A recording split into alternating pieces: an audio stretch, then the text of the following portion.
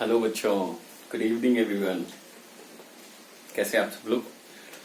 I think आप सब लोग बहुत अच्छे होंगे। और आज हम लोग अपने इस चैप्टर को, कौन सा चैप्टर पढ़ रहे हैं हम लोग? Chemical and physical changes, right? तो इस चैप्टर को बच्चों हम लोगों ने 6th स्टैंडर्ड में भी पढ़ा था, but the level was somehow low. अब क्या है कि अब इस चैप्टर को हम लोगों को थोड़ा सा हाई लेवल में पढ़ना है ना? तो देखते हैं हाई लेवल में क्या क्या पढ़ना है। पिछले क्लासेस में हमने केमिकल रिएक्शन को पूरा नहीं पढ़ा था, केमिकल रिएक्शन हमने नहीं पढ़ा था, लेकिन बैलेंसिंग को पढ़ा था, राइट? बैलेंसिंग का सारा कुछ आ गया। एक्चुअली ऐसा हुआ हम लोगों के साथ इस चैप्टर में कि हम लोगों ने पहले चैप्टर का लास्ट पढ़ लिया, अब हम लोग चैप्टर का शुरू पढ़ रहे हैं। बात समझ रहे हो ना?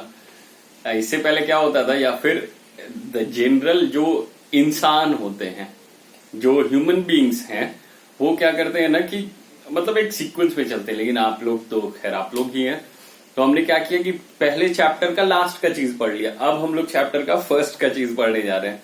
मतलब क्या है कि जैसे कोई आदमी होता है कि ग्रेजुअली वो पहले नीचे सीढ़ी से चढ़ता है by using the stairs, one reaches the first floor, then second floor, then third floor, then the ultimate floor.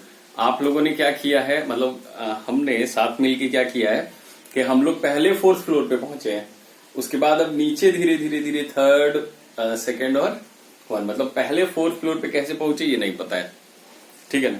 Okay, खैर ये अच्छी बात है कि आप लोगों ने उस चीज को ग्रास्प कर लिया, ये बहुत अच्छी बात है। आई थिंक कि हम कुछ कुछ प्रैक्टिसेस भी करवा लेंगे उसमें, और आप लोग फिर उसमें you will be very much sound. तो देखो बच्चों, आज जो हमारा चैप्टर है that is chemical and physical changes, है ना? इस चैप्टर का एक लेक्चर हम लोगों ने ऑलरेडी कर लिया है, बैलेंसिंग द केमिकल इक्वेशन से। सो chemical and physical changes, chemical and physical changes, है ना? ओके, तो फिर केमिकल एंड फिजिकल चेंजेस में क्या है चेंजेस? ओके, बचपन में आपने 6th स्टैंडर्ड में पढ़ा होगा। मैं कुछ कुछ एग्जांपल्स लेता हूं, जैसे first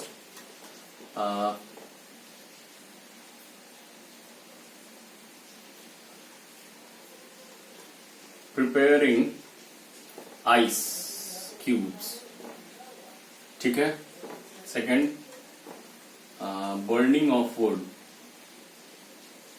burning of would. Third is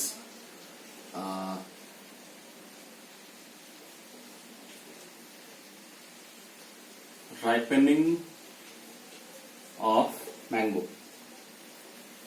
Okay,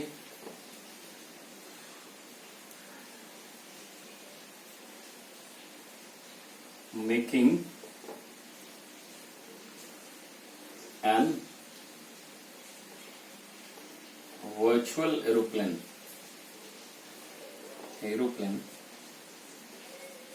with a piece of paper. Okay, making a virtual aeroplane with a piece of paper. Fifth, sawing off a big log of wood. Okay, 6 में आते हैं, changing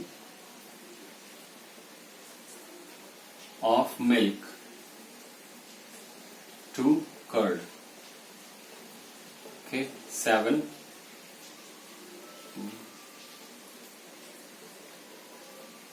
breaking of an egg. ठीक है?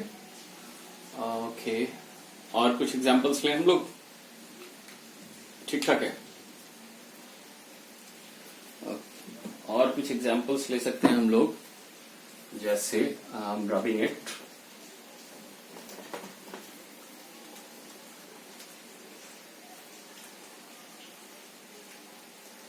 After that egg में boiling of egg ले लेते हैं, boiling of egg. Okay, 9th में ले लो growing of a baby into an adult, and after that 10th में ले लो आप लोग burning of candle, burning of candle, CNDLE probably, candle. Okay, I do not know the exact spelling actually. I've forgotten the spelling of candle. Okay, so जो भी होगा वो आप लोग देख लेना स्पेलिंग। चलिए बच्चों, तो अब हम लोग आते हैं, चूंकि the chapter is physical and chemical changes, तो आपको पता होगा कि what is a physical change. Physical change is something, change means to change, बदल देना, किसी भी चीज को बदल देना, चाहे आप किसी भी तरह से बदलो, either you are changing something physically और you are changing the composition, the chemical composition of something. तो क्या है कि दैट इज कंप्लीट चेंज, मतलब केमिकल एंड फिजिकल चेंज तो होगा। एक बॉटल है, एक पीस ऑफ बॉटल है, suppose this is a piece of bottle, ठीक है। ये क्या है कि अब हमने इस बॉटल को थोड़ा सा दबा दिया, तो ये बहुत अच्छा बॉटल है, इसको अगर मैं दबा दूंगा तो घर में काफी प्रॉब्लम हो जाएगी, तो इसलिए मैं इस बॉटल को क्रश नहीं कर रहा हूं। लेकिन क्या है कि अगर आप बॉटल को क्रश कर दो तो that is a physical change. नहीं, क्यों? क्योंकि वो फिर से दैट मीन्स कि उसके फिजिकल प्रॉपर्टी में कुछ चेंज हुआ है। Chemically the bottle has remain to be the bottle. Physical change मतलब जिसके फिजिकल अपीयरेंस में कुछ चेंजेस आ जाए, केमिकली वो वही चीज रहे, है ना। अच्छा, केमिकल चेंज का मतलब है कि वो अंदर से ही ऐसा चेंज हो जाए कि फिर से वो दोबारा वो नहीं बन पाए जो वो पहले था। बात समझ रहे हो? हाँ, केमिकल चेंज मतलब इंटरनली अंदर से वो चेंज हो जाए, पूरा का पूरा खुद को ट्रांसफॉर्म कर दे, दैट इज केमिकल चेंज, जिसको कि आप फिर से रिवर्स नहीं कर सकते हो। लेकिन फिजिकल चेंज वैसे चेंजेस हैं जिसमें कि सब्सटेंस चेंज नहीं होता है, जिसमें कि सब्सटेंस चेंज नहीं हो सकता है। ओके, लेकिन मतलब न्यू सब्सटेंस का फॉर्मेशन नहीं होगा, वही सब्सटेंस रहेगा, कुछ एड़ा तिरछा ऐसा कुछ हो जाएगा फिजिकल अपीयरेंस में, कुछ टूट गया, कुछ इधर किसी जो फिजिकल अपीयरेंस में। मतलब मैं अभी हट्टा कट्टा हूं, अभी मैंने अपने हाथ को इस तरह से मार दिया, मेरा हाथ टूट गया, ठीक है।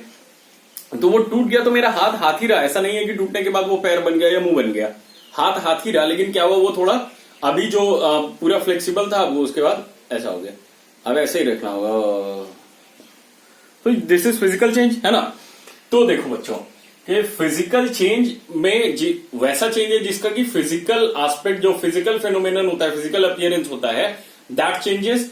और केमिकल चेंजेस, दैट उसका chemical composition, the internal chemical composition actually changes. That means there can be an instance of, there can be an evidence of a new substance, the formation of new substance. Okay, so now अब आप थोड़ा सा देखो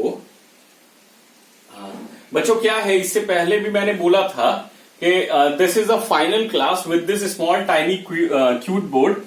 मैं इसको small tiny cute board इसलिए बोल रहा हूं क्योंकि एडवर्स सिचुएशन में when the time was very much critical, तो इस बोर्ड ने बहुत साथ दिया है मेरा, आपका, दोनों का।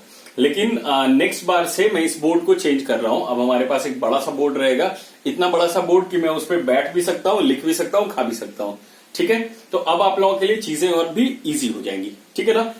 एक्चुअली वो आज ही होता, लेकिन द प्रॉब्लम इज मैंने जिस शॉप वाले को बोला कि मुझे बोर्ड चाहिए, पता चला 2 दिन पहले कि पुलिस उसको ही उठा के ले गई because he was a suspect of Covid, ठीक है।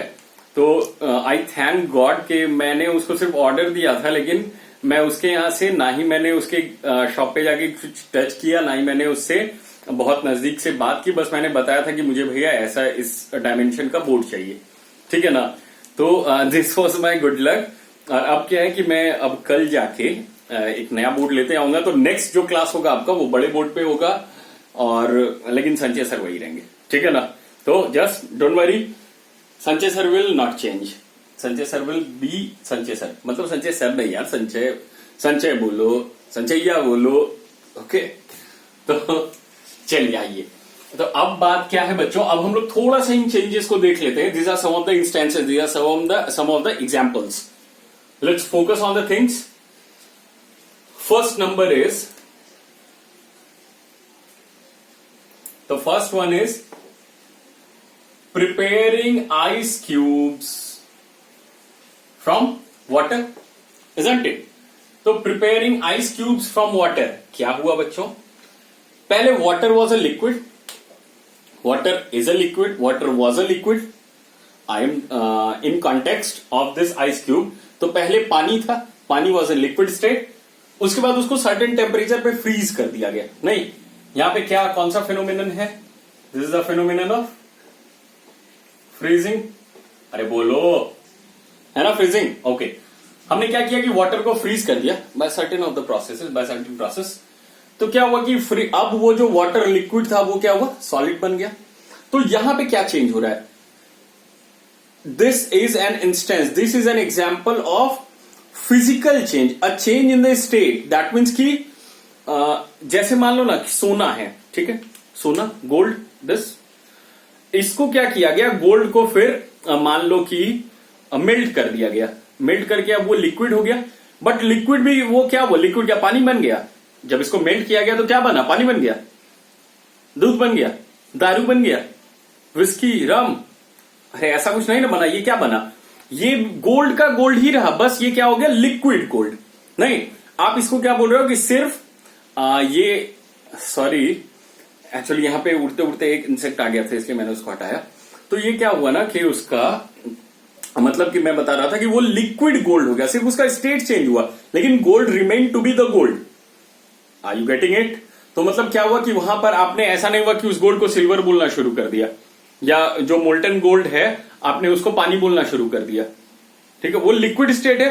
अच्छा, उसको आप जैसे ही फिर थोड़ा सा फ्रीज कर दोगे, थोड़ा सा वो क्या होगा, जैसे ही कंडेंस होगा तो वो फिर से गोल्ड बन जाएगा जैसा वो पहले था, है ना। तो जहां पे स्टेट चेंज हो रहा है, कॉम्पोजिशन चेंज नहीं हो रहा है। मेल्ट करने पे क्या हुआ, कॉम्पोजिशन गोल्ड का गोल्ड में ही रहा, जो वो सॉलिड में था बिल्कुल उसी टाइप का वो लिक्विड में भी रहा, सिर्फ स्टेट चेंज हो गया। तो ऐसे जहां पे स्टेट का चेंजिंग हो, that is an instance of physical change. Okay, तो the first one, preparation of ice cube is an example of physical change. Okay, burning of wood, यहां पे देखो मेरे बच्चों, बर्निंग ऑफ वुड क्या है भाई, बर्निंग ऑफ वुड क्या है, फिजिकल चेंज, केमिकल चेंज। अच्छा, देख लेते हैं। चेंज के बारे में मैं आप लोगों को एक बार थोड़ा सा रिकॉल कर देता हूं। There were certain types of changes, the kinds, the categories of changes, like the first and the foremost one that we will be learning in this class is physical and chemical change, isn't it? Physical change is something that is witnessed, that is seen, that is observed in the physical appearance, in the physical aspect of something. Or chemical change is a change that is observed in the chemical composition of something. In physical change, no new substance is formed. In chemical change, new substance is formed, isn't it? I'll be giving you the basic differences, some of the points of differences between chemical and physical changes. Okay? तो the first two categories are physical and chemical changes. दूसरा category देखते हैं, reversible and irreversible change, है ना। Reversible मतलब वैसा change जिसको कि आप फिर से रिवर्स कर पाओ। जैसा मैंने बताया कि बॉटल है, बॉटल को आप क्रश कर दो, जब तक एनर्जी उसमें लगा हुआ है तो वो क्या रहेगा, क्रश्ड ही रहेगा, मतलब वो डी शेप हो गया, मतलब उसका फिजिकल स्टेट नहीं, फिजिकल अपीयरेंस जो है वो क्या हुआ, चेंज हो गया, थोड़ा सा डी शेप्ड हो गया। डी शेप भी हो गया अगर, तो वो फिजिकल चेंज है। लेकिन अब हमने उसमें हवा ऐसे मुंह से करके फूंक दिया तो वो क्या है, पहले जैसा तो वैसे ही हो जाएगा। तो ये क्या हुआ, पहले बॉटल अच्छा था, फिर हमने उसको चेंज कर दिया, फिर से बॉटल अच्छा हो गया, तो ये क्या हुआ, रिवर्स हो गया ना। पुनः मुश्को भव, आपने ये कहानी पढ़ा होगा, फिर से चूहा बन जाओ, तो ऐसा एक कहानी था छोटा ऐसा, लेकिन अभी हम लोग उसमें टाइम वेस्ट नहीं करेंगे। तो पुनः मुश्को भव वाला क्या है कि तुम जैसे थे अब फिर से वैसे ही हो जाओ, तो दिस इज रिवर्सिबल। और एक चेंज होता है वो जो कि इरिवर्सिबल होता है, जो कि आप जिस चेंज को फिर से रिवर्स नहीं कर पाओ, which can not be reversed. Okay, तो क्या है कि फॉर एग्जाम्पल आप लोग सब लोग खाते हो पूड़ी, नहीं पूरी, बहुत लोग उसको लूची बोलते हैं, बहुत लोग आई थिंक कि पूरी मतलब बिहार के भाषा में पूड़ी बोला जाता है। अच्छे स्टैंडर्ड लोग होते हैं पूरी बोलते हैं, और प्रोबेबली बंगाली लोग लूची लूची खाते हैं और ऐसे बोला जाता है। ठीक है, तो क्या है कि लूची किससे बना, मतलब पूड़ी किससे बना, आटे से, from the wheat flour, it is prepared by the mixture of wheat flour and water.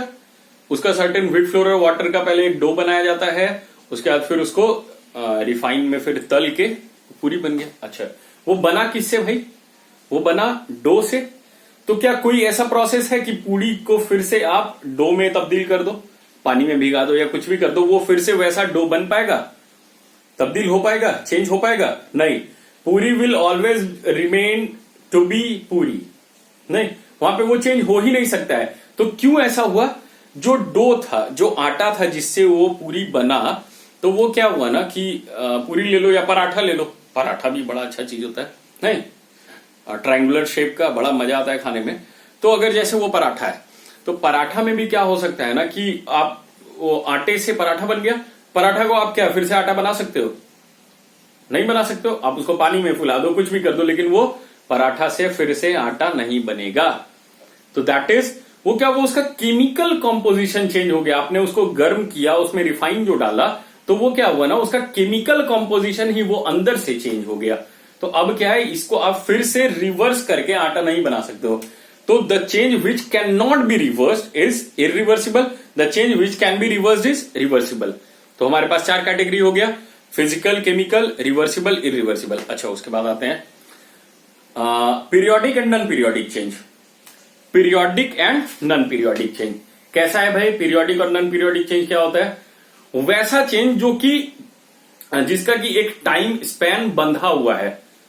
The change that occurs और the change that gets repeated with a certain time interval after a certain span of time. ठीक है, उसका क्या एक slab बंधा हुआ है कि इतना टाइम के बाद ये चेंज होगा ही होगा। For example, changing of hours, 7 बजे आए तो पक्का है कि 1 घंटे के बाद 8 बजेगा, नहीं 8 बजे आए तो पक्का है 1 घंटे के बाद 9 बजेगा, है ना, ऐसा।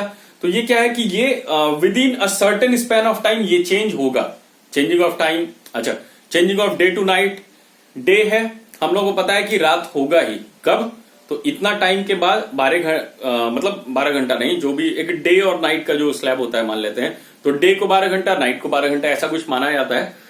तो लिटरली अब नहीं जाना कि सर 5 बजे भी तो सुबह हो जाता है, सर 6 बजे तक तो रहता ही है, ये सब कुछ नहीं।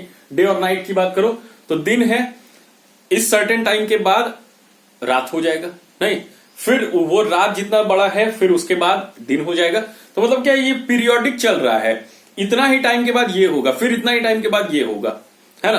तो मतलब क्या है कि ये पीरियोडिक चलता रहता है। सीजन, लोगों को पता है कि विंटर सीजन आया, विंटर के बाद क्या होता है, प्रोबेबली ऑटम या स्प्रिंग, मतलब क्या है कि 4-5 सीजन है।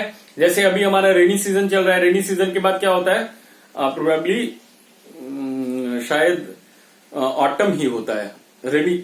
रेनी सीजन के बाद शायद स्प्रिंग होता है, स्प्रिंग के बाद विंटर। तो क्या है ना कि चेंजिंग ऑफ सीजन, मैं सीजन नहीं पढ़ा रहा हूं, मुझे अच्छे से पता भी नहीं है कि किसके बाद कौन सा सीजन होता है। बस ये है कि गर्मी लगने लगी तो पता चल जाता है कि अब स्वेटर नहीं पहनना है और आम खाने का टाइम आ गया, ठीक है ना। गर्मी में सबसे ज्यादा जो डिलाइट, सबसे ज्यादा जो एक्साइटमेंट होती है वो बस आम खाने की। उससे ज्यादा गर्मी में तो कुछ भी ऐसा है ही नहीं जो अच्छा लगे। पूरे शरीर में पसीना, कहीं पर अगर आप पब्लिक ट्रांसपोर्ट से गुजरो, पब्लिक ट्रांसपोर्ट से आप अगर कहीं जा रहे हो तो इतने सारे लोग हैं। बंगाल में अगर आप पब्लिक ट्रांसपोर्ट से जा रहे हो तो इतना ज्यादा भीड़ होता है, सब लोग नहीं, सब मतलब कोई नहा के आया है, कोई नहीं आया है। गर्मी के दिन में ये सारा बहुत प्रॉब्लम्स है। ठंडे के दिन में क्या है ना कि आप सब लोग तो एकदम मोटे मोटे कपड़े में हैं, नहा रहे नहीं नहा रहे, वो सब लोग पैक हैं। गर्मी के दिन में सबका शरीर में पसीना, किसी के शरीर में आप अगर सट भी गए, ऑटो में बैठे हुए, पब्लिक ट्रांसपोर्ट में बैठे हुए, बगल वाले के शरीर में सट भी गए तो पूरा पसीना, दैट मीन्स बहुत ही यक सा फीलिंग होता है ना।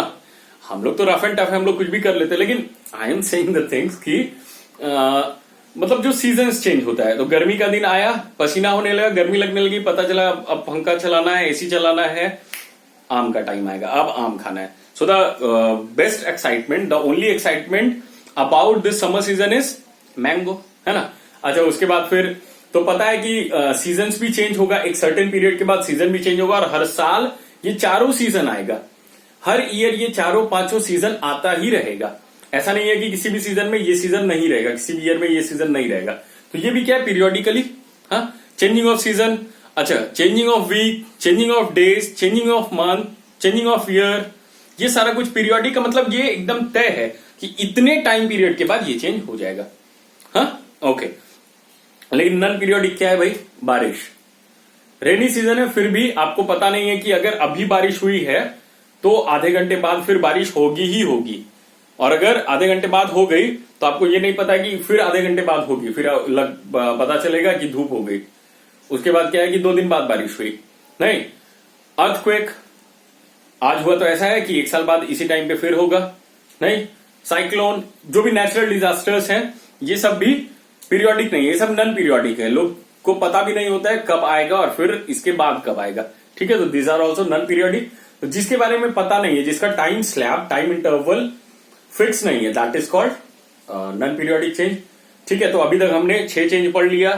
Physical change, chemical change, reversible change, irreversible change, periodic change and non periodic change. अच्छा, उसके बाद होता है desirable and undesirable change. Desire, to desire मतलब विश. डिजायर का मतलब होता है चाहत, चाहना, मतलब वैसा चेंज जो आप चाह रहे थे, और कुछ वैसा चेंज जो आप नहीं चाह रहे थे. सपोज कि आपके घर में, मतलब मान लेते हैं कि सरस्वती पूजा है. ठीक है, तो सरस्वती पूजा में बहुत लोगों के घर पे लोग दही चूड़ा खाते हैं, है ना. सरस्वती पूजा बिहार में लोग मकर संक्रांति में खाते हैं दही चूड़ा. दही होता है ना, दही. बंगाली लोग के लिए, बंगाली लोग उसको बोलते हैं दोय और चिड़े, दोई चिड़े. तो सरस्वती पूजा में एक्चुअली खाया जाता है. तो खैर, दोय आप लोग समझते हो ना, दोय, मिष्टी दोय बहुत फेमस है कोलकाता का, वेस्ट बंगाल का. इनफैक्ट मिष्टी दोय बहुत ही फेमस है. तो दोय जो बनाना है, जो दही बनता है, द कर्ड. कर्ड का फॉर्मेशन क्या है, रात में मिल्क दिया जाता है दूध में, और थोड़ा सा कुछ कर्ड दे दिया गया उसमें, तो वो क्या है कि सुबह तक में फिर वो दही जम जाता है ना. तो ये क्या है, वो दूध चेंज हो गया, किसमें, दही में. ये चेंज आप चाह रहे थे, बिल्कुल चाह रहे थे. आप चाह रहे थे, तब आपने वैसे बीकर में रखा, तब आपने उसमें थोड़ा सा दही डाला, तो वो फाइनली पूरा का पूरा दूध दही बन गया, है ना. तो ये डिजायरेबल चेंज था, ये आप चाह रहे थे. दूध को मतलब फाड़ना उसको बोला जाता है. तो दूध को फाड़ के पनीर बना देना, changing of milk to paneer. तो पनीर बना देना, ये क्या है, ये भी एक चेंज है, लेकिन कैसा, डिजायरेबल. आपने चाहा तो आपने उसका पनीर बना दिया, है ना. ओके, तो ये तो हो गया. अब अनडिजायरेबल चेंज कौन सा है भाई, तो वैसा चेंज जो कि आप नहीं चाह रहे थे. आपने चिकन बनाया, गर्मी का टाइम था, लेकिन आपने रात में चिकन बनाया, बहुत अच्छा बना था, आपने खा लिया, और आपने इतना ज्यादा खा लिया कि आपको फिर कुछ याद नहीं रहा, आप बेड पे आके सो गए. हाँ, रात भर आपका चिकन बाहर में ही रह गया, जो कि फ्रिज में रहना चाहिए था, लेकिन वो आपके इग्नोरेंस, नेग्लिजेंस, या फिर आपके मिस्टेक के कारण, नहीं, माइंड स्लिप के कारण वो क्या हुआ, वो बाहर में रह गया. पता चला गर्मी के कारण सुबह वो उसमें थोड़ा स्मेल आ गया, वो खराब हो गया. तो वो क्या है, ये एक चेंज हो गया, वैसा चेंज जिसको कि आप ठीक नहीं कर सकते हो. तो दिस इज अनडिजायरेबल. वहां पे भी देखो, दही, दूध में फिर कुछ स्मेल आ गया. दूध जब दही बनता है तो दही का थोड़ा खट्टा खट्टा टेस्ट भी होता है, खट्टा सा स्मेल भी आता है, लेकिन वो चेंज आप चाह रहे हो, दैट इज डिजायरेबल. और यहाँ पे जो चिकन रखा हुआ था जो खराब हो गया, उसमें स्मेल आ गया, वो चेंज आप नहीं चाह रहे थे, है ना. तो दैट इज अनडिजायरेबल. तो यहाँ पे 5, 6, 8 तरह के चेंजेस को हमने पढ़ लिया. एक 2-3 और भी चेंजेस हो सकते हैं, जैसे स्पॉन्टेनियस एंड नॉन स्पॉन्टेनियस. हाँ, rapid change, slow change. Rapid change है जो बहुत जल्दी हो जाता है, स्लो चेंज है जो धीरे धीरे होता है ना. Okay, spontaneous and non spontaneous, वैसा चेंज जो खुद ब खुद हो जाता है, और नॉन स्पॉन्टेनियस वैसा चेंज जो खुद से नहीं होता है, वो चेंज आपको करना होता है ना. तो बहुत सारा टाइप्स ऑफ चेंजेस बहुत सारा हो सकता है. जो बेस्ट था वो हमने डिस्कशन कर लिया. एक ही एग्जाम्पल में बहुत तरह का चेंजेस आता है। फॉर एग्जाम्पल अब आप इसमें फिर से देख लो, प्रिपेयरिंग ऑफ आइस क्यूब। यहाँ पे क्या था कि वाटर लिक्विड फॉर्म में था, उसका आपने सॉलिड बना दिया, तो वाटर से मतलब लिक्विड से सॉलिड बन गया।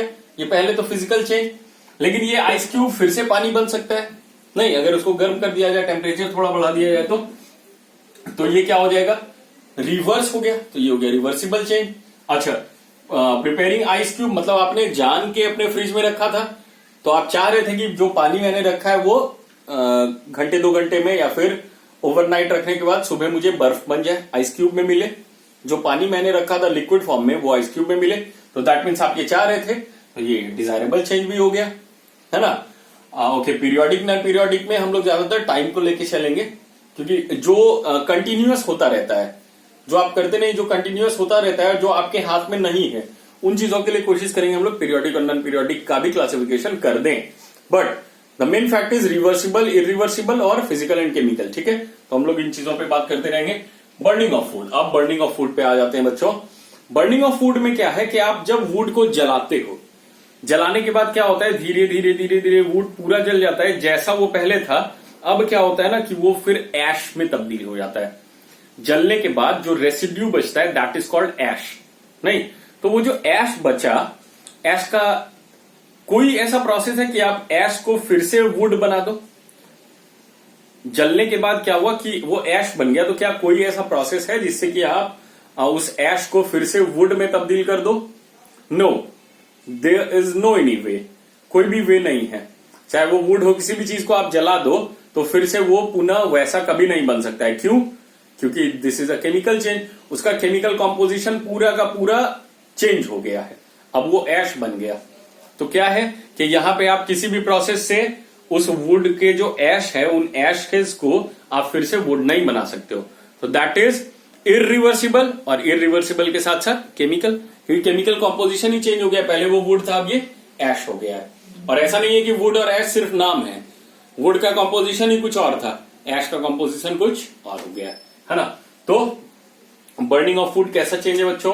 बर्निंग ऑफ वुड यहां पर क्या है, केमिकल है कि नहीं, केमिकल प्लस इरिवर्सिबल होगा। ओके, राइपनिंग ऑफ मैंगो देख लो, आप लोग खुद से ही समझ सकते हो। राइपनिंग ऑफ मैंगो क्या है भाई, मैंगो पहले कच्चा था, अच्छी बात है, कच्चा था तो कैसा लग रहा था, खट्टा खट्टा लग रहा था, टॉक नहीं, खट्टा लग रहा था, टॉक लग रहा था, जिसको कि आप सार बोलते हो, तो सार टेस्ट लग रहा था उसका। अब ये क्या, वो पक गया। हाँ, बहुत सारा मैंगोज ऐसा होता है कि पकने के बाद भी ग्रीन रहता है, लेकिन बहुत अच्छा वाला जो मैंगो होता है वो येलो हो जाता है। खैर, आउटर अपीयरेंस पे नहीं जाते हम लोग। तो अब क्या है, जब मैंगो पक गया है तो वो क्या है, अंदर में पहले जब वो कच्चा था तो थोड़ा व्हाइटिश टाइप, क्रीम व्हाइट का मिश्रण जो होगा उस टाइप का था। जब ये पक गया तो येलो हो गया, येलोइश आ गया पूरा पूरा। अच्छा, जब वो कच्चा था तो वो खट्टा लग रहा था, टॉक लग रहा था, सार लग रहा था। जब ये पक जाएगा तो ये कैसा लगेगा, मीठा लगेगा, नहीं मीठा लगेगा, बहुत स्वीट लगेगा। तो क्या आप देखो, सारा का सारा केमिकल कंपोजिशन ही चेंज हो गया ना। कोई ऐसा प्रोसेस है कि आप इससे ये जो मतलब जो पका हुआ मैंगो है, जो राइप्ड मैंगो है, उसको आप फिर से रॉ मैंगो में तब्दील कर सको, कच्चा बना सको, कैरी बना सको? नहीं ना। तो मतलब क्या है, इसका पूरा का पूरा केमिकल कॉम्पोजिशन ही चेंज हो गया। दैट मीन्स कि ये क्या हो गया, फिर से यहां पे केमिकल और प्लस इरिवर्सिबल होगा कि नहीं।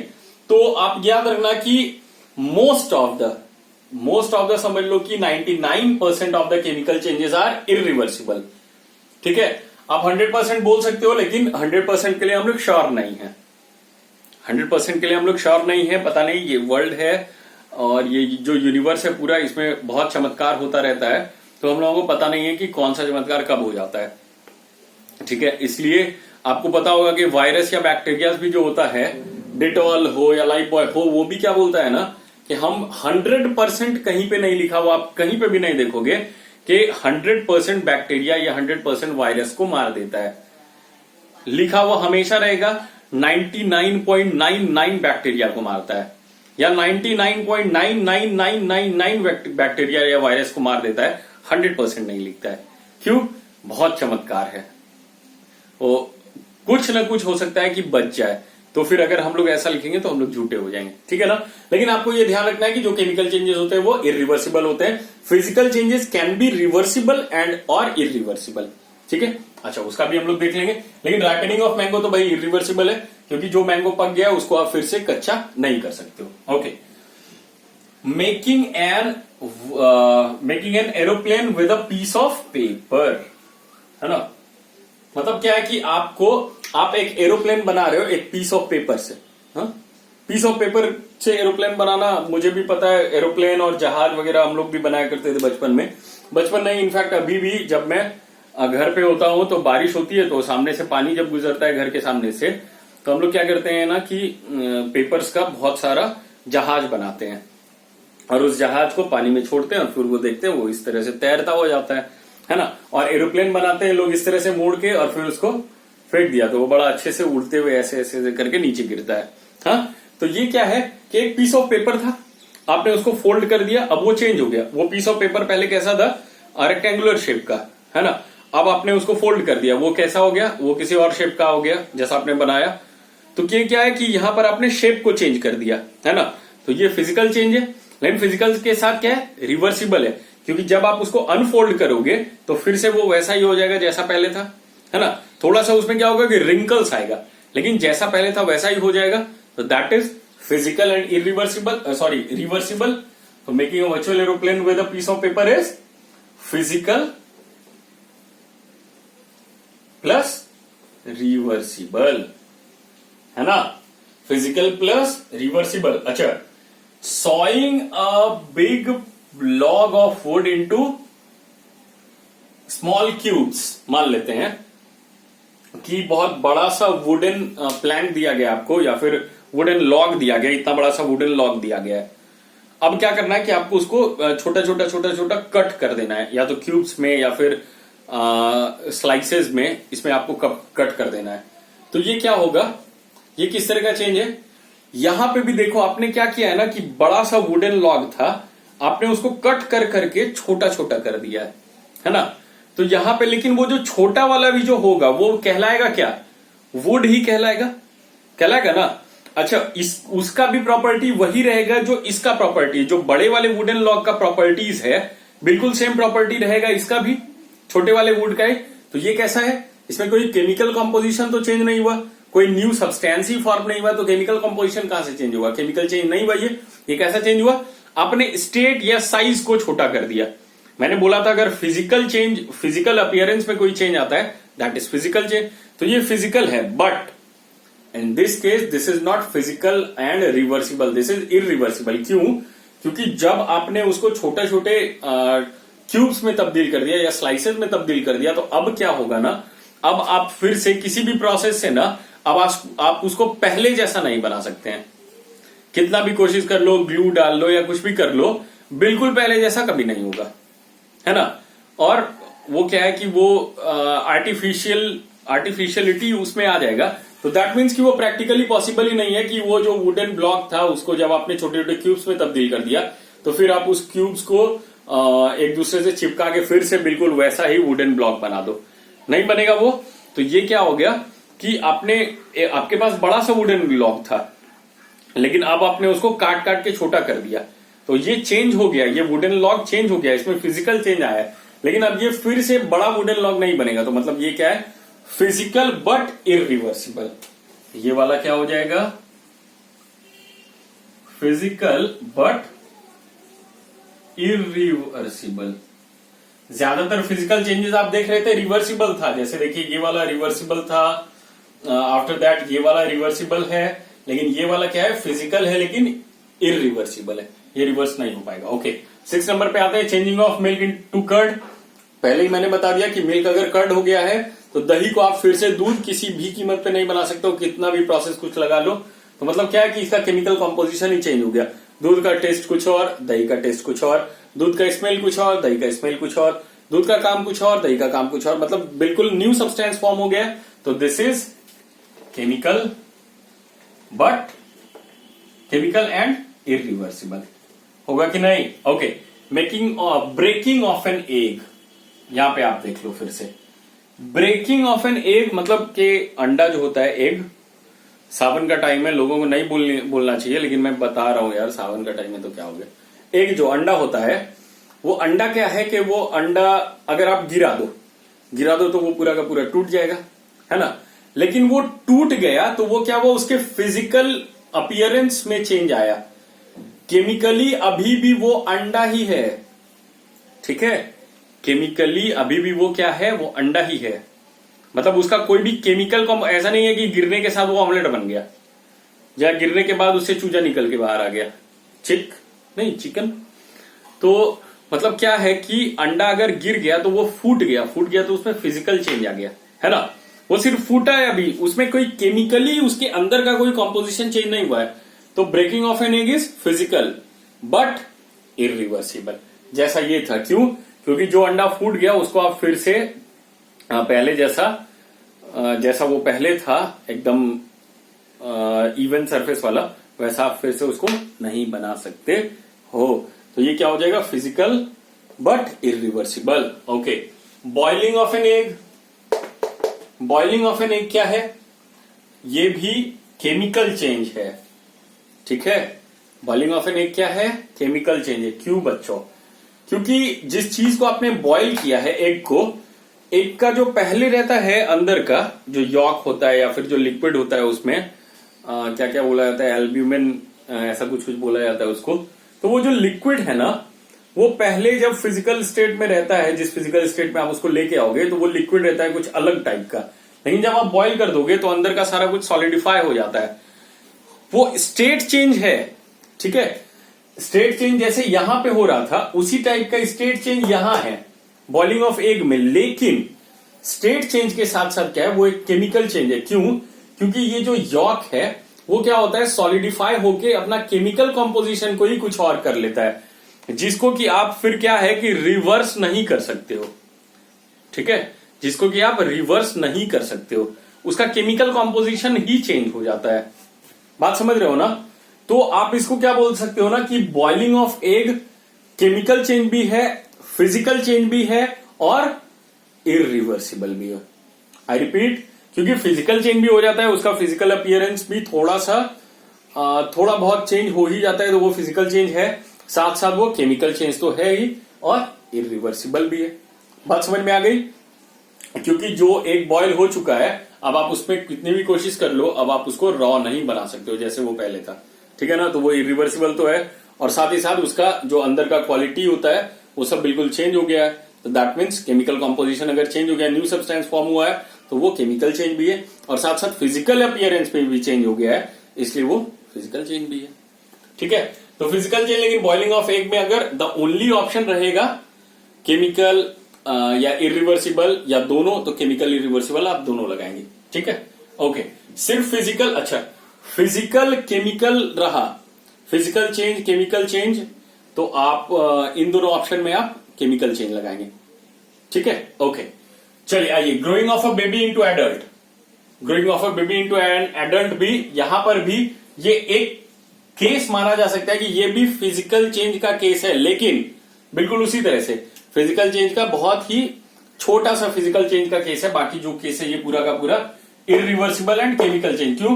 क्योंकि बच्चा जैसे जैसे जैसे जैसे बड़ा होता है तो उसके बॉडी में, उसके बिहेवियर में, और बाकी जो भी इंटरनल बायोलॉजिकल जो भी एस्पेक्ट्स है उस सब में बहुत चेंज आता है, बहुत बहुत बहुत ज्यादा।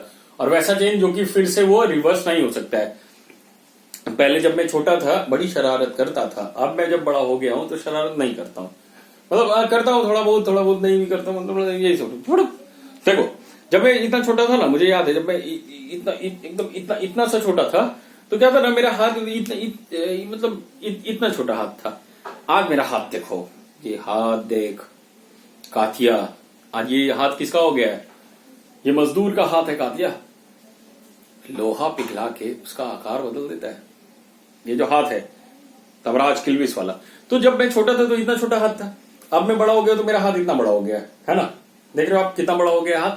तो क्या है ना कि अब मैं कितना भी कोशिश कर लूं, ये हाथ एकदम छोटा सा, उस टाइम जब मैं छोटा था तो बहुत हाथ फ्लफी था, आज देखो अजीब सा कड़ा जैसा हो गया है। तो मतलब क्या है कि अब मैं कितना भी कोशिश कर लूं, मेरा हाथ उतना छोटा हो सकता है क्या? नहीं। पहले मेरे हाथ में अलग अलग टाइप का जो नेल्स भी था वो बहुत क्यूट था, आज देखो वाहिया, है ना। तो ये क्या है कि ये सारा केमिकल चेंज है। आप मैं अगर अपने हाथ को छोटा करना चाहूंगा तो क्या करना होगा ना, जैसे मीट को चॉप किया जाता है उस टाइप से मुझे चॉप करना होगा, ठीक है, क्योंकि पॉसिबल नहीं है। तो ये क्या होगा, ये भी कंप्लीटली केमिकल और इरिवर्सिबल, क्योंकि ये रिवर्स हो ही नहीं सकता है ना। Okay, last but not the least is burning of candle. Burning of candle बच्चों हमेशा से विवादित रहा है और इसको आप लोग ऐसा ही समझेंगे, ऐसा ही करेंगे। क्यों? क्योंकि ये जो बर्निंग ऑफ कैंडल है ये दोनों तरह का चेंज शो करता है, फिजिकल भी, केमिकल भी, रिवर्सिबल भी और इरिवर्सिबल भी। देखें, शुड आई रब इट? देखो मैं एग्जाम्पल बता देता हूं कैसे, मतलब मैं उसको थोड़ा सा डिफाइन कर देता हूं कैसे ऐसा होता है, क्यों ऐसा होता है, और मैं जो बोल रहा हूं वो क्यों सही है, कैसे सही है। देखो बच्चों, देखो देखो देखो मैं बता रहा हूं, है ना। देखो होता क्या है कि जैसे मान लो कि ये कैंडल है। अच्छा, कैंडल जो मेरा बनेगा वो बड़ा विचित्र टाइप का कैंडल बन जाएगा, ठीक है। तो ये हुआ कैंडल का थोड़ा सा एक स्टैंड, हाँ ये स्टैंड वाला कैंडल है, और ये मैं दे रहा हूं इस पर थोड़ा, ये जल रहा है, ठीक है, और इसके चारों तरफ लाइट। वाह, कैंडल कुछ हद तक ठीक ठाक ही बन गया, ठीक है ना। ये कैंडल है बच्चों, ये जल रहा है, और बहुत लोग तो बड़ा अच्छा सा बना लेते हैं, लेकिन ये मान लो ना कुछ ऐसा टाइप का मोम जो है, दैट मीन्स वैक्स जो है, वो मोल्टन वैक्स जो है पूरा यहां से इस टाइप का कुछ घिरा हुआ है, ठीक है, मोल्टन वैक्स। देखो बच्चों अब क्या है कि ये जो कैंडल होता है, देखो कैंडल जलने में ये पूरा का पूरा जो बॉडी है ये वैक्स का बना हुआ है, ठीक है, और इस बीच में ये जो थ्रेड रहता है that is called wick, WICK, Wick.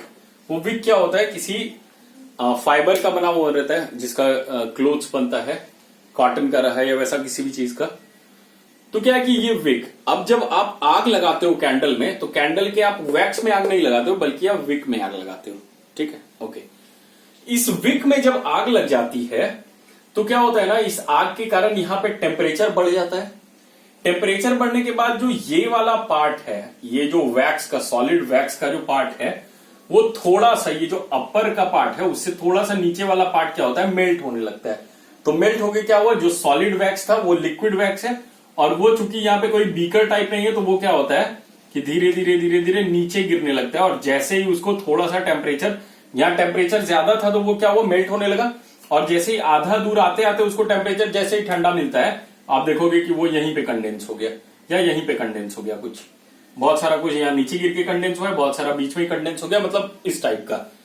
तो यहां से जो मेल्ट होके निकला, मेल्ट होके जो निकला वो क्या हो गया, फिजिकल चेंज है, क्योंकि यहां से मेल्ट होके वो सॉलिड था, लिक्विड होके निकला, तो सॉलिड से लिक्विड हुआ तो फिजिकल चेंज हो गया, और फिर से यहाँ के सॉलिड हो गया, ठीक है।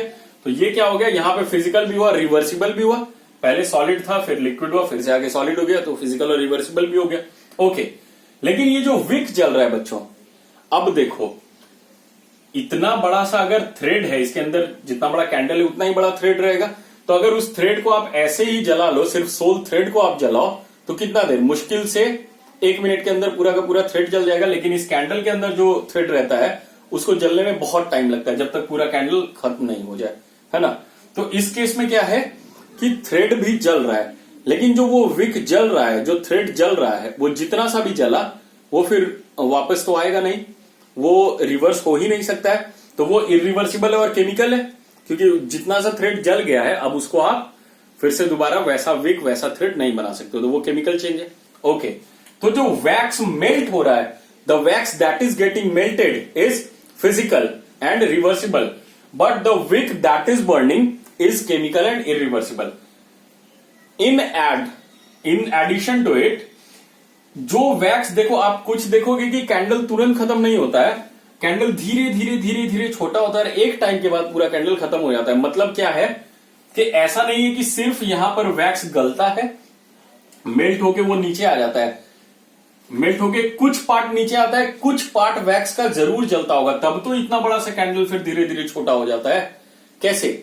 अगर सारा मेल्ट ही होगा तो बहुत मतलब ऐसा सिर्फ हो सकता है कि मेल्ट होके यहां से ये इतना दूर तक फैल जाए, लेकिन ऐसा तो होता है नहीं।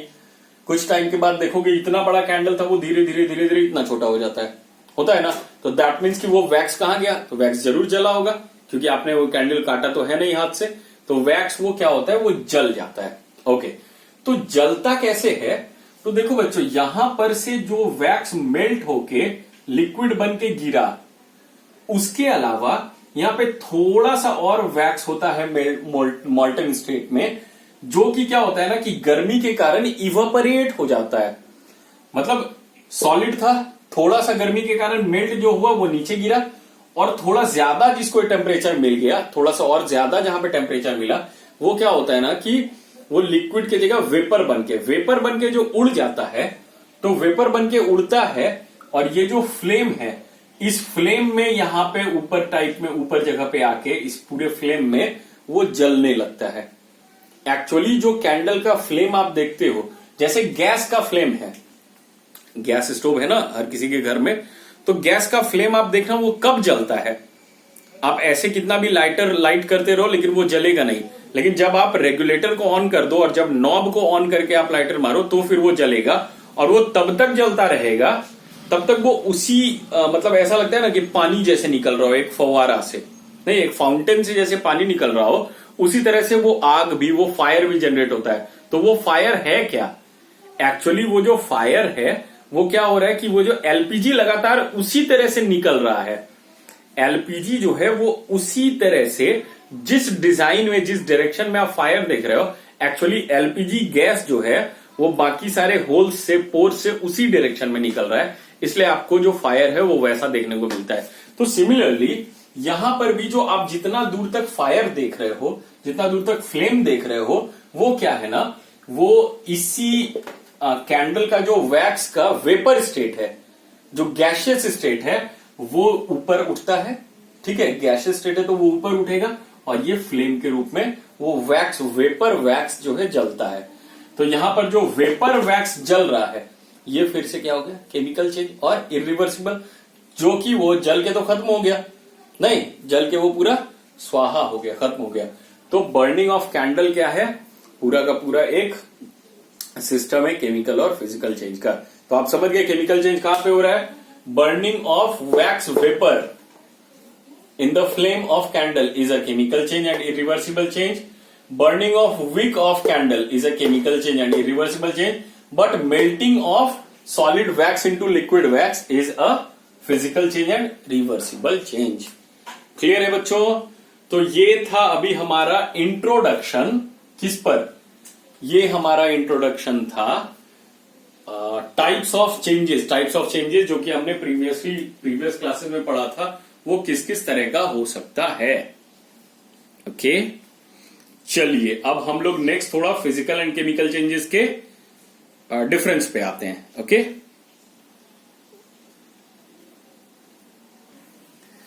बच्चों चलिए देखिए, अब हमने एक डिफरेंस लिख दिया है यहां पे, physical and chemical change, the basic differences between physical and chemical changes क्या क्या है।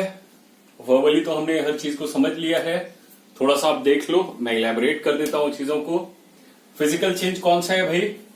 पहला वाला लिखते चलिए आप लोग, जहां पे नहीं दिख रहा है वहां पे मैं हर सेंटेंस को 2 से 3 बार रिपीट करूंगा, तो आई थिंक आप सब लोग बहुत अच्छे से लिख लोगे।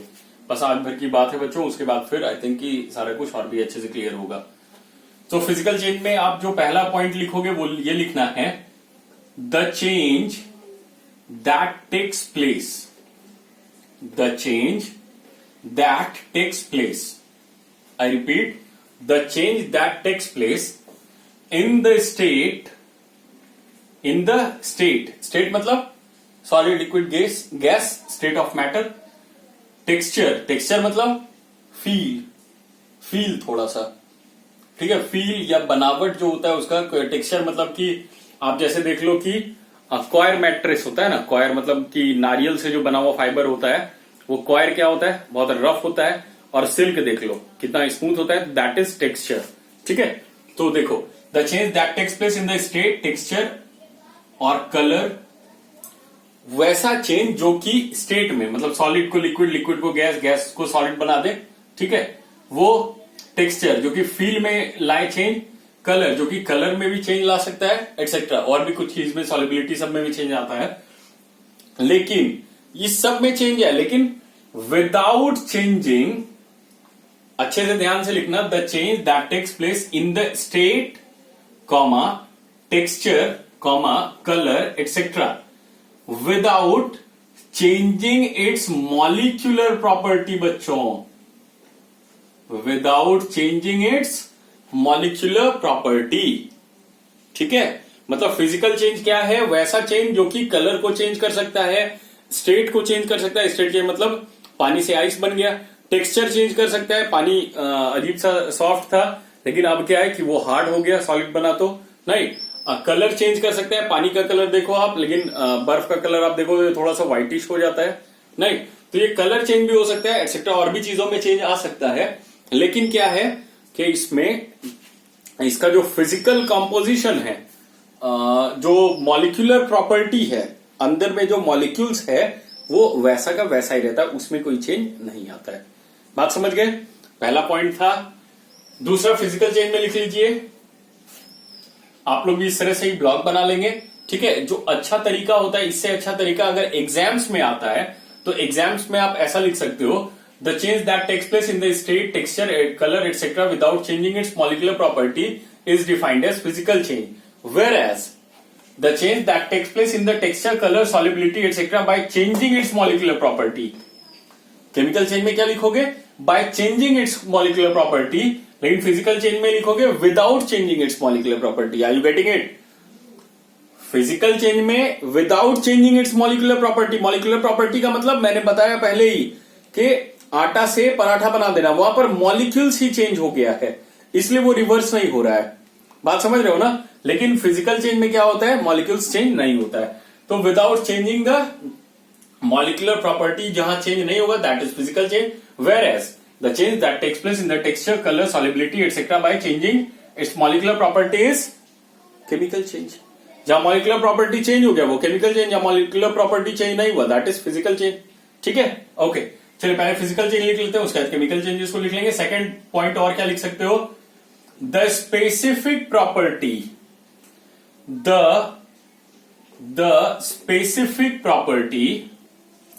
the specific property and the identity, the specific property and the identity doesn't change at all.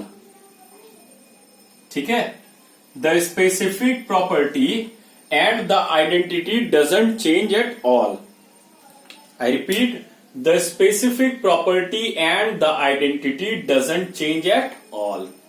मतलब क्या है बच्चों कि स्पेसिफिक प्रॉपर्टी जो उसका प्रॉपर्टी है, बॉटल है तो वो बॉटल वो बियर करेगा किसी चीज को, वाटर को बियर करेगा, लिक्विड को बियर करेगा, कुछ कुछ सॉलिड जो पाउडर्ड सॉलिड है उसको बियर करेगा, तो जो उसका प्रॉपर्टी है वो उस प्रॉपर्टी को बरकरार रखेगा। मैंने बताया था ना, बॉटल को अगर मैं क्रश कर देता हूं तो ये फिजिकल स्टेट में नहीं, उसका फिजिकल अपीयरेंस पे चेंज हो गया है ना, लेकिन वो क्या रहा, वो बॉटल ही रहा। ऐसा नहीं है कि अगर वो डी शेप हो गया तो आप उसको कुछ और बोलने लगे, ऐसा कि बॉटल को आप ऐसा दाब दिए तो आप उसको घड़ा बोलने लगे, हाँ घोड़ा बोलने लगे, घड़ा नहीं घोड़ा, गड़ी बोलने लगे, ऐसा कुछ नहीं ना है। तो क्या है कि वो स्पेसिफिक प्रॉपर्टी हुआ उसका, वो स्पेसिफिक प्रॉपर्टी बरकरार रहता है। और साथ ही साथ उसका आइडेंटिटी को मैंने वर्ड को इसलिए लिखा है क्योंकि बॉटल रिमेन्स बॉटल, वो कितना भी क्रश किया हुआ है, कोई भी देखेगा तो वो उसको बॉटल ही बोलेगा, भले उसको क्रश्ड बॉटल बोले, लेकिन बोलेगा बॉटल ही। क्यों? क्योंकि उसका प्रॉपर्टी वही रह गया है। बात समझ रहे हो? Okay, so doesn't change at all, the specific property and the identity doesn't change at all. Okay, third number देखो, no new substance is formed, कोई भी नया सब्सटेंस फॉर्म नहीं होता है। एकदम सही बात है, पानी से बर्फ बन गया तो बर्फ ही बना ना, नया सब्सटेंस कहां हुआ? नया सब्सटेंस तो तब होता है जब वो बर्फ सोने का बन जाता। हाँ? अरे वो बर्फ जो बना, जो आइस बना, वो भी तो वाटर का ही आइस है ना, वो वाटर का आइस फिर से वो वाटर में ही बदल जाएगा, सिर्फ स्टेट चेंज हुआ है। जैसे बॉटल, बॉटल को मैंने क्रश कर दिया तो क्या हुआ कि उसमें कोई न्यू सब्सटेंस बना क्या? न्यू सब्सटेंस बनता तो मैं फिर से बोल रहा हूं बॉटल को कुछ और बोला जाता, no new substance is form. तो थर्ड पॉइंट में आप लिखेंगे कि no new substance is formed during a physical change या in a physical change. In a physical change no new substance is formed. Okay, in a physical change no new substance is formed. Okay, fourth में देखो no wait change, कोई भी wait change नहीं होता है बच्चों, है ना, कोई वेट चेंज नहीं होता है। बॉटल है, मैं बॉटल का एग्जांपल ले रहा हूं क्योंकि बॉटल को मैंने आपको सामने से दिखाया। बॉटल है, आप उसको कितना भी क्रश कर दो, आप उसको उस बॉटल को क्रश कर दो, लेकिन बॉटल का जो वेट है क्या वो चेंज होगा? नहीं। बॉटल का जो अपना मास है, बॉटल का जो अपना जो मॉलिक्यूलर वेट है वो चेंज नहीं होगा। अब आप बोलोगे कि सर बॉटल को क्रश करेंगे तो वेट चेंज होगा। हाँ होगा। क्यों? क्योंकि उसके जब वो क्रश नहीं था तो उसके अंदर थोड़ा एयर भी था और एयर का भी तो कुछ वेट होता है ना। लेकिन जो बॉटल का जो मॉलिक्यूलर वेट था वो चेंज होगा क्या? कभी नहीं होगा। अच्छा, वाटर है, हाँ, वाटर में क्या है कि जितना आपने अगर 1 लीटर वाटर लिया है तो 1 लीटर वाटर का जितना वजन है उतना ही तो आइस का भी वजन होगा ना। ऐसा थोड़ी है कि 1 लीटर वाटर है, जब आइस बन गया तो वो 2 लीटर का हो गया उसका वेट। नहीं, मतलब उसका वॉल्यूम या फिर वेट, मान लो कि आपने 1 केजी पानी दिया है तो आइस बना 2 केजी का हो गया, 1.5 केजी का हो गया, ऐसा नहीं है। या 1.5 केजी का आइस है, आपने उसको मेल्ट किया तो पता चला कि वो 2 केजी पानी बन गया, ऐसा नहीं हो सकता है। तो वेट चेंज नहीं होता है कभी भी, फिजिकल चेंज में वेट चेंज नहीं होता है। मतलब सिंपल सी बात है यार कि जैसे ईटा है, ईटा ब्रिक, या फिर जो मैंने बताया वुडन लॉग, वुडन लॉग है मान लो 100 केजीज का, आपने उसको काटना शुरू किया तो क्या हुआ, आपने उस 100 केजी के वुडन लॉग को 10 पार्ट्स में काट दिया तो 10 केजी का, ऐसा। तो क्या होगा ना कि आप, ऐसा है कि काटने के बाद वो 90 केजी का हो जाएगा, ऐसा नहीं है, बिल्कुल नहीं है। काटने में मान लो जो थोड़ा बहुत जो पाउडर टाइप का वो काटने के दौरान गिरेगा, वो भी तो चेंज है ना, उसको भी आप उठा के नाप लो तो पूरा का पूरा 100 केजी वुडन लॉग का भी वजन था, वही 100 केजी वेट 10 जो आपने क्यूब्स बनाया हुआ है, स्लाइस बनाया हुआ है, उसका भी होगा, है ना। तो फिजिकल चेंज में कहीं कोई चेंज वेट में नहीं होता है। Okay, it is usually temporary, it is usually temporary and reversible. इसके बारे में क्या बताया जा रहा है कि ये टेम्पररी भी होता है, मतलब ये टेम्पररी चेंज है। ये टेम्पररी मतलब क्या होता है, जो कि अभी हुआ है फिर वो चेंज बदल जाएगा। और फिर वो रिवर्सिबल भी होता है कि मतलब कि टेम्पररी मतलब क्या होता है, थोड़े टाइम के लिए, पूरे हमेशा के लिए नहीं हुआ है, थोड़े टाइम के लिए। और रिवर्सिबल मतलब जो फिर से जैसा था वो अपने ओरिजिनल फॉर्म में फिर से आ सकता है, आ जाए। ओके, क्लियर है ना ये सारी बातें। तो क्या है कि वो इट इज यूजुअली टेम्पररी है, मतलब बॉटल को आपने क्रश कर दिया था, फिर आप जब उसमें हवा भरोगे तो वो फिर से हो जाएगा, तो वो क्या था, परमानेंट नहीं था, वो टेम्पररी और रिवर्सिबल है, मतलब वो रिवर्स भी हो सकता है। ओके बच्चों, उसी तरह से केमिकल चेंज में आ जाओ, आपको पता है कि फिजिकल का बिल्कुल उल्टा है केमिकल, तो ये क्या होगा, बिल्कुल डिफरेंट हो जाएगा। चलिए इसमें लिख लीजिए, केमिकल चेंज वाले ब्लॉक में लिखिए फर्स्ट नंबर में, the change that takes place, the change that takes place, the change that takes place in the texture, color, solubility, etc. The change that takes place in the texture, color, solubility, the change that takes place in the texture, color, solubility, etc. by changing its molecular property. Bye changing its molecular property, इसको हमने पहले discuss कर लिया था कि physical change में भी ये सारा कुछ चेंज हो सकता है, लेकिन क्या होगा, उसका मॉलिक्यूलर प्रॉपर्टी सेम रहेगा। लेकिन केमिकल चेंज में जब ये सब चेंज होगा तो उसका मॉलिक्यूलर प्रॉपर्टी भी चेंज हो जाएगा, है ना, क्लियर है। Okay, bye changing its molecular property. Okay, चलिए सेकंड पॉइंट आते हैं हम लोग, सेकंड पॉइंट को लिखते हैं, द स्पेसिफिक प्रॉपर्टी। बच्चों फिर से, the specific property and identity changes completely. The specific property and identity, the specific property and identity changes completely. The specific property and identity changes completely. बात समझ में आई? The specific property and changes का मतलब जो उसका property है, जो उसका प्रॉपर्टी था, फिजिकल चेंजेस में रहा कि जो उसका प्रॉपर्टी है वो रहेगा, लेकिन केमिकल चेंजेस को जैसे ही हम प्रॉपर्टी के नाम पे बोलेंगे तो प्रॉपर्टी बोल देंगे जो प्रॉपर्टी था। फिजिकल चेंज में बोलेंगे प्रॉपर्टी है, लेकिन केमिकल चेंज में बोलेंगे जो प्रॉपर्टी था अब वो प्रॉपर्टी नहीं रहेगा। क्यों? क्योंकि वो चेंज हो जाएगा। नहीं, आने वाले फ्यूचर में वो क्या होगा? चेंज हो जाएगा। तो वो प्रॉपर्टी था अब नहीं रहेगा। तो the specific property and identity, उसकी आइडेंटिटी भी चेंज हो जाएगी। नहीं, तो आइडेंटिटी कंप्लीटली चेंजेस। ठीक है, चेंजेस कंप्लीटली या कंप्लीटली चेंज, चेंजेस कंप्लीटली लिखिए। कैसे? अब आप देखो कि मैंने बताया था एक वुडन लॉग है, उसको आपने जला दिया गया। जब आपने नहीं जलाया था तो उसका प्रॉपर्टी क्या था? वो वुड था। उसका जो वुड का जो भी प्रॉपर्टी होता है, नॉन मेटल और समथिंग समथिंग लाइक दिस। अब क्या हुआ? जब आपने उसको जला दिया तो वुड अब कहीं नहीं रहा। अब क्या बचा? ऐश बचा। ये जो वुड था, वुड का अलग अलग प्रॉपर्टी था, लेकिन ऐश का बहुत डिफरेंट प्रॉपर्टी है। अच्छा, जब वुड था तो आपने उसकी आइडेंटिटी थी कि वो वुड है, वो लकड़ी है। अब जब वो जल के राख हो गया है तो अब इस राख की, ये ऐश की आइडेंटिटी, ये जो रेसिड्यू बचा है, इसकी आइडेंटिटी क्या है? इसकी आइडेंटिटी कभी भी वुड हो सकती है कि ये लकड़ी है? No, not at all. This is next to impossible, है ना? तो क्या हो जाएगा? ये अब क्या हो जाएगा? ये राख हो गया। This has turn to be an ash. तो ये क्या हो गया? स्पेसिफिक प्रॉपर्टी भी चेंज हो गया, वुड से राख बन गया, और नाम भी, आइडेंटिटी भी उसका पूरा खत्म हो गया। नहीं, और एक एग्जांपल ले लेते हैं, दूध से दही बनना। पहले वो क्या था? दूध था। आज क्या हो गया?